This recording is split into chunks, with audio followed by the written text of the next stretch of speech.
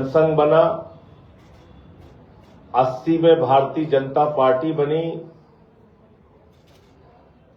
और उसके बाद लगातार कई राज्यों में और देश के अंदर भारतीय जनता पार्टी की सरकार रही। बहुत सारे वादे उन्होंने जनता से किए, लेकिन 2014 के बाद आदरणीय प्रधानमंत्री नरेंद्र मोदी जी ने जब शपथ लिया तो उसके पहले उन्होंने देश की जनता से ऐसे ऐसे वादे किए थे जिसको लेके जनता ने उनको वोट दिया। आपको याद होगा, उन्होंने कहा था इतना काला धन लाएंगे, जहाज में भर भर के लाएंगे, हर आदमी के खाते में 15 लाख पहुंच जाएगा। उन्होंने कहा था 15 अगस्त 2022 तक पूरे देश के लोगों को पक्का मकान मिल जाएगा। उन्होंने कहा था अन्नदाता किसान भाइयों, चिंता मत करना, तुम्हारे फसल का दाम दोगुना कर दूंगा। उन्होंने कहा था 50 रुपए में पेट्रोल बिकेगा, 40 रुपए में डीजल बिकेगा, 250 रुपए में सिलेंडर बिकेगा। देश के प्रधानमंत्री ने इस देश की जनता से वादा किया था कि रुपए को मजबूत करेंगे। रुपया गिरता है तो देश का मयार गिरता है, देश का गौरव और सम्मान गिरता है। ये सारे वादे आप सबको याद होंगे। और दिल्ली के चुनाव को लेकर उन्होंने कहा था कच्ची कॉलोनियों में रहने वाले सभी लोगों को पक्की रजिस्ट्री देने का काम करेंगे। दिल्ली के चुनाव के लिए उन्होंने बहुत सारे वादे दिल्ली की जनता से किए थे। आज तक उन वादों में क्या क्या उपलब्धियां उन्होंने हासिल की हैं, भारतीय जनता पार्टी वाले तो नहीं बता पाए, लेकिन आज आम आदमी पार्टी उसका लेखा जोखा इस देश की जनता के सामने जारी करने जा रही है। और मैं उम्मीद करता हूं कि सबके खाते में 15-15 लाख रुपए पहुंच गया होगा। 2 करोड़ नौकरी हर साल के हिसाब से 22 करोड़ नौकरी इस देश के नौजवानों को मिल गई होगी। किसानों को उनके फसल का दाम दोगुना मिल रहा होगा। और मैं उम्मीद करता हूं कि पक्की रजिस्ट्री जो दिल्ली में देने का वादा उन्होंने किया था, देश में कानून व्यवस्था ठीक करने के लिए कहा था, सीमाओं की सुरक्षा को मजबूत करने के लिए कहा था। ये बात अलग है कि गलवान घाटी की घटना हुई, ये बात अलग है कि चाइना घुसकर हमारे देश के अंदर 2 जगहों पे कब्जा करके बैठा हुआ है, उनको उनके अधिकारी पुष्टि कर रहे हैं।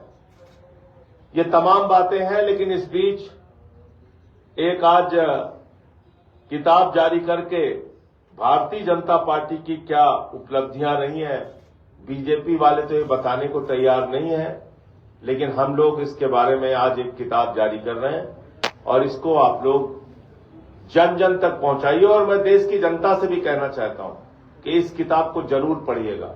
एक तरफ नरेंद्र मोदी जी के वादों को, उनकी गारंटी को, एक तरफ नरेंद्र मोदी जी के आपसे किए गए वचन को याद कर लीजिएगा और दूसरी तरफ ये किताब जरूर पढ़िएगा आप लोग।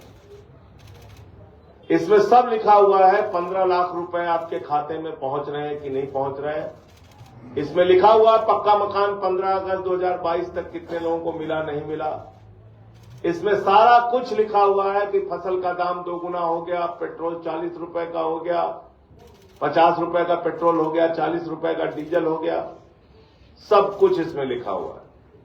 ये किताब आप लोग जरूर पढ़िए और जन जन तक पहुंचाइए। ये भारतीय जनता पार्टी की उपलब्धियां हैं।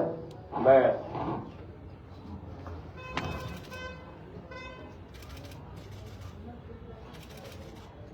देखिए, पहला पन्ना खोलने पर ही इसमें देश के नौजवानों को कैसे नौकरियां दी गई, 2-2 करोड़ हर साल, उसके बारे में लिखा हुआ है।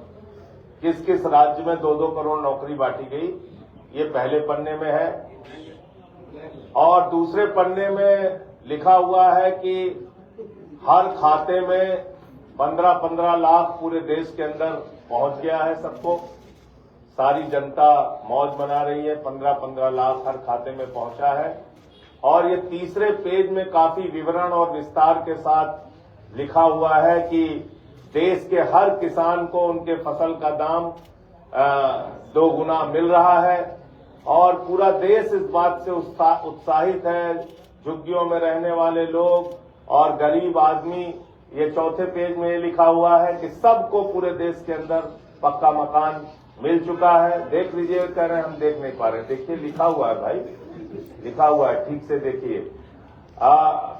आगे 5वें पेज में इसमें काफी विस्तार और विवरण से लिखा हुआ है कि इस देश में डीजल का दाम 40 रुपए हो चुका है, पेट्रोल 50 रुपए का मिल चुका है। और जिस सिलेंडर को लेकर भारतीय जनता पार्टी की नेत्री और नेता सब प्रदर्शन करते थे, वो सिलेंडर 250 रुपए में पूरे देश के अंदर मिल रहा है। ये छठे पेज में आपको देखने को मिलेगा, काफी विस्तार से इसमें लिखा हुआ है। और इसके अंदर दिल्ली में जो हमारे लाखों लोग कच्ची कॉलोनियों में रहते थे, उनको सबको पक्की रजिस्ट्री भारतीय जनता पार्टी ने दे दी गई है। ये 7वें पेज में इसका विवरण आपको मिल जाएगा, किन किन इलाकों में दिल्ली के अंदर पक्की रजिस्ट्री बांटी गई है। ये सारा कुछ आप लोग विस्तार से पढ़िए, जानिए हमारे सरकार के बारे में। और रुपया तो मोदी जी के समय में इतना मजबूत हुआ है, इतना मजबूत हुआ है, कैसे कैसे बेचारे दिन रात 18-18 घंटे काम करके उन्होंने रुपए को मजबूत किया है। ये आपको देखने को मिलेगा इस 8वें पेज के ऊपर, जिसमें पूरा विस्तार से मोदी जी की 18-18 घंटे की मेहनत का जिक्र किया गया है।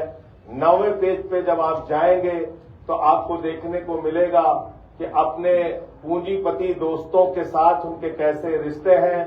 उन्होंने देश की जनता को तो मजबूत किया ही किया, 15-15 लाख उनके खाते में पहुंचाकर किसानों को भी फसल का दाम 2 गुना किया, हमारे नौजवानों को 2-2 करोड़ नौकरी हर साल दी। लेकिन अपने दोस्त को कैसे उन्होंने लाखों करोड़पति बनाया, पूरे दुनिया में आज उसका नाम हो रहा है, 10 नंबरी अमीर बन चुका है वो, तो उसका भी काफी कुछ विस्तार से दिया हुआ है। और ऐसी तमाम जानकारियां भी आपको आगे आप चलेंगे तो आपको पता चलेगा कि निर्मला सीतारमण जी प्याज नहीं खाती, लेकिन उन्होंने वाकई प्याज के दाम को कंट्रोल करने के लिए काम किया। ये सब बीजेपी की उपलब्धियों के बारे में इसमें आप जब पढ़ेंगे तो काफी अच्छे से सारी चीजों को दिया गया है। जीएसटी कैसे उन्होंने सामान खरीदो तो टैक्स देना है, सामान बेचो तो टैक्स देना है, बैंक से पैसा निकालो तो टैक्स देना है, और ये सब राष्ट्र हित में किया जा रहा है, उसके बारे में भी लिखा है। आप लोग बुरा मत मानिए, कई बार लोग नाराज हो जाते हैं, पुरानी कार बेचने पे भी टैक्स देना है, नई खरीदने पे भी टैक्स देना है, पॉपकॉर्न पे भी देना है, मीठे वाले पे देना है, खट्टे वाले पे नहीं देना है, नमकीन में देना है, सब कुछ इसमें लिखा हुआ है कि ये सब आप राष्ट्र हित में कर रहे हैं। कहीं से भी बुरा न माने, टैक्स तो देना आपकी जिम्मेदारी है, राष्ट्र हित में आप लोग टैक्स देते रहे। कोई किसी ने एक और इसमें विस्तार से इस किताब में जुड़वाया कि जितने का कच्चे तेल का दाम है उसके हिसाब से हिंदुस्तान में पेट्रोल और डीजल महंगा मिल रहा है क्योंकि सरकारों ने टैक्स बहुत बढ़ा रखे हैं। तो उसके बारे में उसका भी कारण दिया गया है और ये बताया गया है कि आप हिंदुस्तान में अगर पैदा हुए हैं, राष्ट्र को मजबूत करना चाहते हैं, मोदी जी को मजबूत करना चाहते हैं, तो टैक्स वैक्स की चिंता मत कीजिए और लगातार आप लोग टैक्स भरते रहिए, चाहे सैलरी पाइए, चाहे जो कुछ भी। तो ये पूरी गाथा भारतीय जनता पार्टी की आप इस किताब में देख सकते हैं कि मतलब इसमें काफी कुछ बहुत विस्तार से इसमें सब कुछ इस किताब के अंदर लिखा हुआ है। कैसे उन्होंने पिछले 10 वर्षों में और जगह जगह राज्यों के अंदर इतना विकास किया, इतना काम किया।